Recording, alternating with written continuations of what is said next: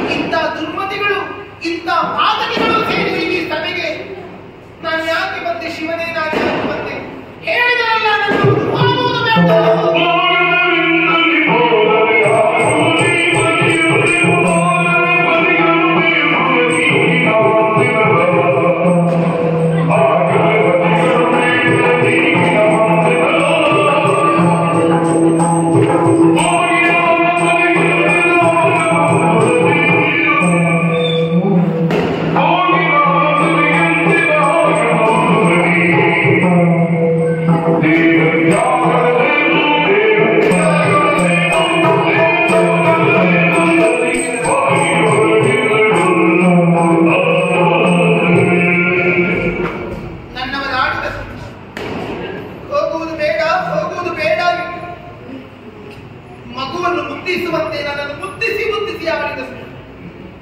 ಸೋದರಿ ಅಪಮಾನವಾಗುತ್ತದೆ ಎಂದು ನಾನೇ ಹಠ ಹಿಡಿದು ಬಂದೆ. ಈಗ ನಾನು ಮರಳಿ ಕೈಲಾಸವನ್ನು ಸೇರದೆ ನನ್ನ ರಥ ಕೇಳಿಯ ಹೇಗೆ ನಡೆಯಿತು ಯಜ್ಞ? ನಿನ್ನ ತವರು ಮನೆಯಲ್ಲಿ ನಿನ್ನನ್ನು ಪ್ರೀತಿಸಿದರೆ ಮಾನಿಸಿದರೆ ಏನನ್ನೇ ನಾನು ಈಶಾನ್ಯ ಭಾಗ ಶೂನ್ಯವಾಯಿತು ಎನ್ನಲೇ, ನನಗೆ ಅವಮಾನವಾಯಿತು ಎನ್ನಲೇ.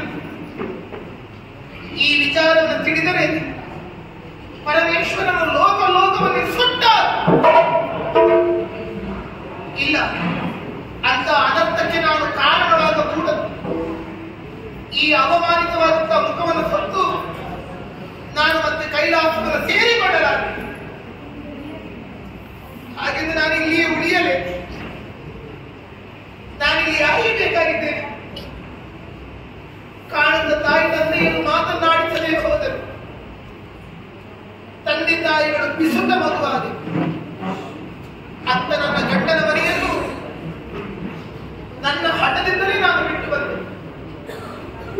ತವರು ಮನೆಯಲ್ಲಿ ನನಗೆ ಪ್ರೀತಿ ಇಲ್ಲ, ಸ್ಥಾನವಿಲ್ಲ. ಹೆಣ್ಣಾದವಳು ನನ್ನ ನಡತೆಯಿಂದ ಎರಡೂ ಮನೆಯನ್ನು ಉಳಿಸಿಕೊಳ್ಳಬೇಕು. ಅತ್ತ ಗಂಡನ ಮನೆ ಇಲ್ಲದ, ತವರು ಮನೆಗೆ ಬೇಡದ ಹೆಣ್ಣಿಗೆ ಏನು ಗತಿ, ಏನು ಸ್ಥಿತಿ?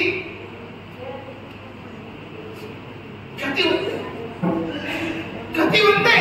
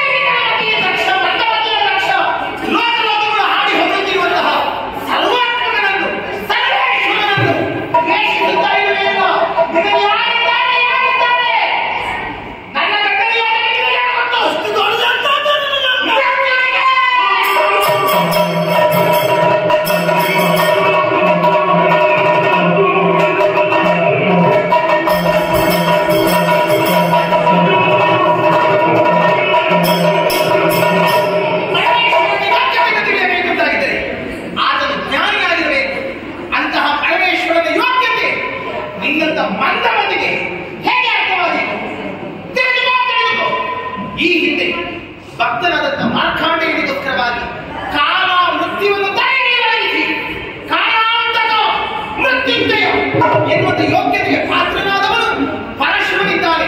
ಅಂತವನ ಕೂಡಲಿಂದ ಸರಸರಿ ನಮಗೆ ದೇವತೆಗಳ ಬೆಂಬಲ ಇದೆ.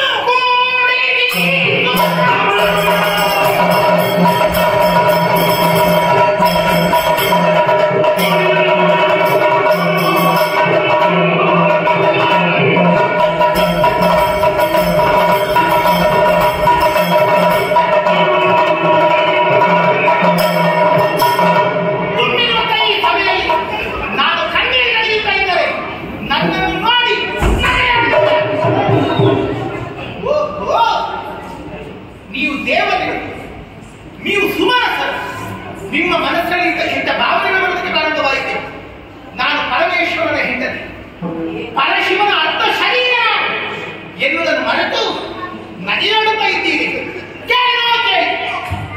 ಯಾರಲ್ಲಿ ನನ್ನ ಅವಮಾನವನ್ನು ಕಂಡು ಬಿಟ್ಟು ನೋಡಿದ್ದೀರೋ ನಿಮ್ಮ ಕಣ್ಣುಗಳಲ್ಲಿ ಕೆಟ್ಟು, ಯಾರೆಲ್ಲ ನಗೆಯಾಡಿದ್ದೀರೋ ನಿಮ್ಮ ಹಲ್ಲುಗಳಲ್ಲಿ ಕಳಚಿ, ಯಾರೆಲ್ಲ ಕೈ ಕಟ್ಟಿದ್ದೀರೋ ನಿಮ್ಮ ಕೈಗಳಲ್ಲಿ ಕಾಟು. ಈ ದೇವತೆಗಳನ್ನು, ಈ ಋಷಿಗಳನ್ನು, ಈ ಬ್ರಾಹ್ಮಣರನ್ನು ಆ ಪರಶಿವನು ಶಿಕ್ಷಿಸುತ್ತಾನೆ. ಇದು ಸತ್ಯ, ಸತ್ಯ, ಸತ್ಯ. ನೀವೆಷ್ಟೇ ಕಿರುಚಾರ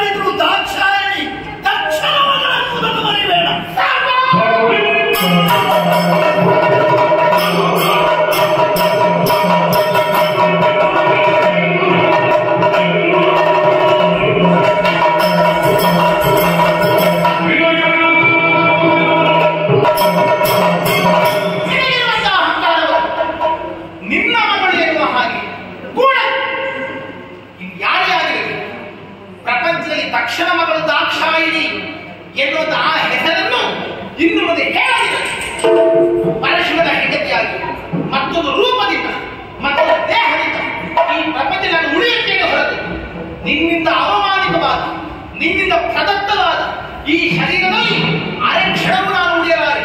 ಕಾಣುತ್ತಿರುವಂತ ಈ ಹೆಜ್ಜೆಪುಟ್ಟಕ್ಕೆ ಈ ನನ್ನ ದೇಹವನ್ನು ಅಗ್ನಿ ನಮ್ಮ ಅಂಕಿಯಲ್ಲಿರುವವ ಮುಟುರಾಡವಳನ್ನ ಯಾರಿಗೆ ಬೇಕೋ ಯಾರಿಗೆ ಬೇಕಾಗಿದೆ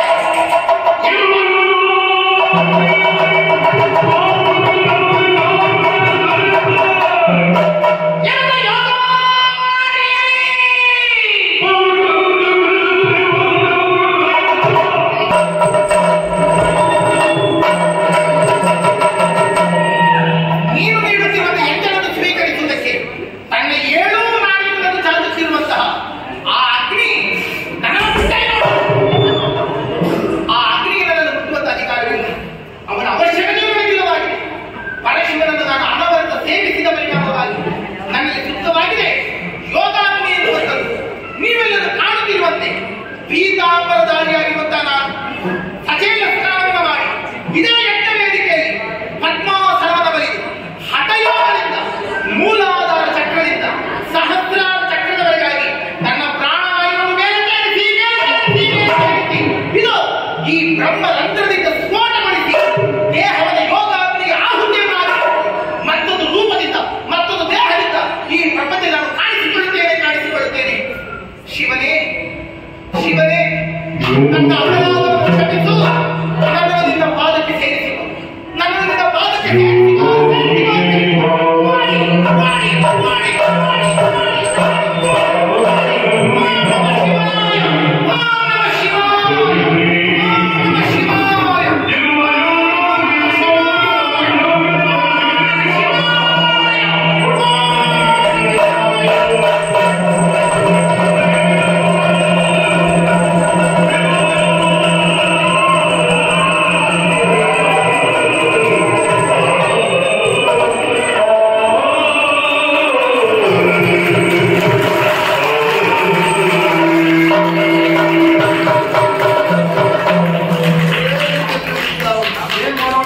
ಆಯ್ತಲ್ಲ ಅಪಶಕುನ ಆಯ್ತಲ್ಲ ಜೊತೆಯಲ್ಲಿ ಮಲಿನವಾಯ್ತಲ್ಲ ಯಜ್ಞ ಮಂಟಪ ಹೀಗೆಲ್ಲ ಆಗುತ್ತದೆ ಎಂದು ನಾನು ಎಣಿಸಿಕೊಂಡೆ. ನಾನು ಭಾವಿಸಿಕೊಳ್ಳಿಲ್ಲ.